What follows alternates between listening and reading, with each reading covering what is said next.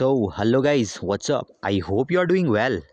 सो आज के इस वीडियो के अंदर हम डिस्कस करने वाले हैं बीएससी फर्स्ट ईयर जोलॉजी के पेपर नंबर 3 के सिलेबस को।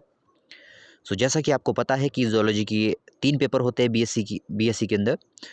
तो जो पेपर नंबर 1 है और जो पेपर नंबर 2 है उसके सिलेबस को हम पहले डिस्कस कर चुके हैं। इस वीडियो के अंदर बेसिकली हम डिस्कस करेंगे सिलेबस जो हमारे पास पेपर नंबर 3 है उसके सिलेबस को।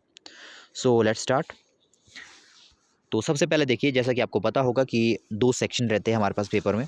तो इस पेपर का नाम क्या है? इनवर्टिब्रेट्स 3। जैसा कि आपको पता है कि जो हमारे पास सिलेबस है बीएससी फर्स्ट ईयर का, तो उसमें हम नॉन कोऑर्डिनेट्स के बारे में ही पढ़ते हैं, मतलब इनवर्टिब्रेट्स के बारे में ही पढ़ते हैं। तो फर्स्ट पेपर का नाम था इनवर्टिब्रेट 1, दूसरे का नाम था इनवर्टिब्रेट 2, और जो हमारे पास तीसरा आ गया इसका नाम है इनवर्टिब्रेट्स 3।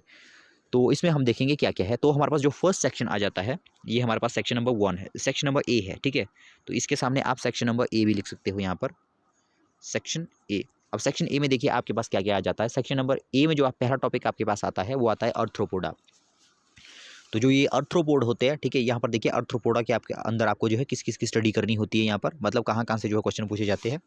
फर्स्ट देखिए प्राउन, ये जो प्राउन हो गया, दूसरा कॉकरोच हो गया, तीसरा स्कॉर्पियन हो गया with respect to structure and reproduction. अब यहाँ पर देखो इस पर जो है रिप्रोडक्शन और स्ट्रक्चर के ऊपर जो है विशेष फोकस किया हुआ है।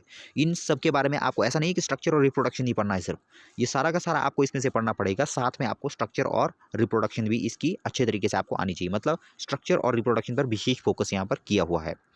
दूसरा देखिए क्या है, classification of phylum up to classes, मतलब जो हमारे पास ये अर्थ्रोपोडा दिया हुआ है इसकी क्लासिफिकेशन हमें क्लास लेवल तक जो है आनी चाहिए। नेक्स्ट देखिए क्या है, कंपैरेटिव अकाउंट ऑफ रेस्पायरेशन इन अर्थ्रोपोड्स, मतलब जो अर्थ्रोपोड्स है उनका जो रेस्पायरेशन, वो जो रेस्पायरेशन होती है अलग अलग जो हमारे पास अर्थ्रोपोड्स होते हैं उनका एक कंपैरेटिव अकाउंट हमें पता होना चाहिए, मतलब किस किस तरह से जो है वेरिएशन होती है उनके उनके अंदर। नेक्स्ट देखिए क्या है हमारे पास, crustacean larvae mouth parts in insects. देखिए क्या क्या इसमें, एक तो हमने क्रस्टेशियन लार्वे के बारे में इसमें अच्छे तरीके से पढ़ना है, मतलब उसका पूरा पता होना चाहिए हमें कि क्रस्टेशियन लार्वा क्या है और उसके बारे में पूरी डिटेल हमारे पास होनी चाहिए। दूसरा क्या है, माउथ पार्ट्स इन इंसेक्ट्स, जैसा कि आपने प्राउन में देखा होगा या स्कॉर्पियन में देखा होगा, तो उसके जो माउथ पार्ट्स है उसके बारे में भी हमने अच्छी से स्टडी करना है। ये जो है स्पेशली मैंशन है यहाँ पर अलग से।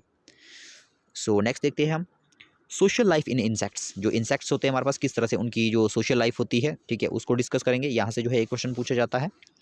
नेक्स्ट हमारे पास क्या है, इकोनॉमिक इंपॉर्टेंस इंसेक्ट्स। जो इंसेक्ट्स होते हैं हमारे पास उनकी इकोनॉमिक इंपॉर्टेंस जो है किस किस तरह से होगी, जैसे हमारे पास सिल्क वर्म हो गया या कोई दूसरे इंसेक्ट्स हमारे पास हो गए, तो उसकी जो है इकोनॉमिक इंपॉर्टेंस क्या है वो हमें पता होनी चाहिए, और यहाँ से जो है क्वेश्चन पूछा जाता है। तो इसका स्क्रीनशॉट ले लीजिए आप, सोशल लाइफ इन इंसेक्ट्स तक, इसका यहाँ तक ले लीजिए पहले, उसके बाद आप इसको ले सकते हैं, इसको भी आप इसमें इंक्लूड कर दीजिए, economic importance of insect. Next हमारे पास आ जाता है zoological importance of peripatus and limulus. जो लिमुलस और पेरिपेटस हमारे पास है उनकी जोलॉजिकल इंपॉर्टेंस क्या है, तो इसके ऊपर भी आपको जो है विशेष फोकस करना है। जो इसकी जोलॉजिकल, यहाँ पर देखिए पेरिपेटस और लिमुलस जो हमारे पास दिया हुआ है, इसको और कुछ नहीं तो इसकी जोलॉजिकल इंपॉर्टेंस हमें पता होनी चाहिए, क्योंकि ये सिलेबस में मेंशन है यहाँ पर, है ना। तो दूसरा देखिए हमारे पास आ जाता है मोलुस्का। सेकंड हमारे पास आ जाता है यहाँ पर देखिए अब आ गया हमारे पास सेक्शन बी। सेक्शन ए हमारा कंप्लीट हो गया ऊपर। अब सेक्शन बी के अंदर देखिए क्या क्या है।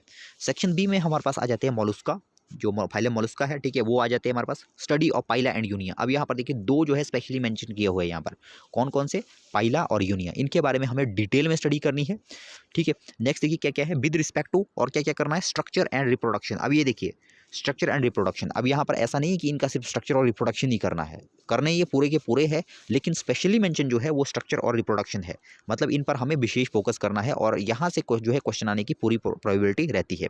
दूसरा देखिए क्या है, classification of phylum up to classes, मतलब जो मोलुस्का है उसकी क्लासिफिकेशन हमें क्लास लेवल तक आनी ही चाहिए। दूसरा देखिए टोरोजन एंड डी टोरोजन इन गैस्ट्रोपोड्स। अब जो गैस्ट्रोपोड्स हमारे पास होती है उनमें टोरोजन और डी टोरोजन क्या होता है उनके बारे में भी आपको जो है डिटेल में जो है पता होना चाहिए।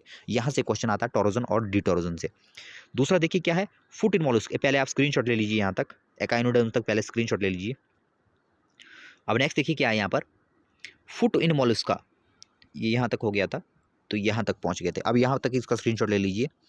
यहाँ देखिए फुट इन मोलस्का, जो मोलस्का होते हैं उनमें फुट किस तरह से बनता है और किस तरह से वर्क करता है उसको हम देखेंगे। नेक्स्ट पर्ल फॉर्मेशन, पर्ल किस तरह से फॉर्म होती है इसका हमें पता होना चाहिए। Next echinoderms. अब ये देखिए मोलस्का हमारे पास खत्म हो गया, जो पेपर नंबर 3 है उसके सेक्शन बी में 2 ऑर्गेनिज्म हमारे पास दिए हुए। एक तो हमारे पास पहले एकाइनोडर्म्स दिए हुए, दूसरे हमारे पास पहले तो हमारे पास मोलस्का दिए हुए, 2 फाइलम हमारे पास दिए हैं, पहला मोलस्का और दूसरा एकाइनोडर्म्स, है ना। तो एकाइनोडर्म्स में देखिए किस किस को जो है स्पेशली मेंशन किया है। तो यहाँ पर देखिए पहला हमारे पास स्टारफिश को जो है स्पेशली मेंशन किया हुआ है। अब देखिए स्टारफिश में भी क्या क्या करना है हमने, structure, locomotion, mode of feeding, अब यहाँ पर देखिए कॉलम लगा दीजिए, mode of feeding and reproduction, इन पर जो है हमें विशेष फोकस करना है। किन किन पर, एक तो इसका स्ट्रक्चर, दूसरा इसका लोकोमोशन, तीसरा मोड ऑफ फीडिंग मतलब किस तरह से ये फीडिंग करता है, और चौथा है रिप्रोडक्शन। सबसे इंपॉर्टेंट मैं अगर कहूँ तो रिप्रोडक्शन है, ठीक है। तो ये आपको किसी भी हालत में नहीं छोड़ना है। नेक्स्ट देखिए क्या है, classification of phylum up to classes.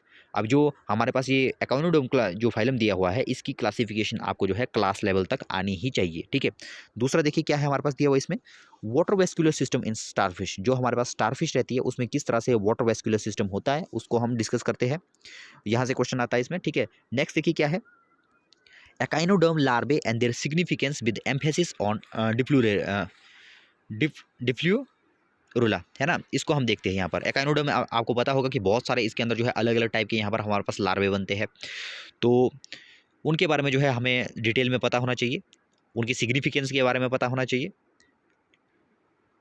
So next हमारे पास लास्ट जो टॉपिक बच जाता है उसमें आ जाता है हमारे पास फाइलोजेनेटिक पोजीशन ऑफ एकाइनोडर्मेटा। जो एकाइनोडर्म्स है उनकी फाइलोजेनेटिक पोजीशन के ऊपर जो है क्वेश्चन आपको पूछा जाता है। सो ये था paper number 3 zoology BSc first year.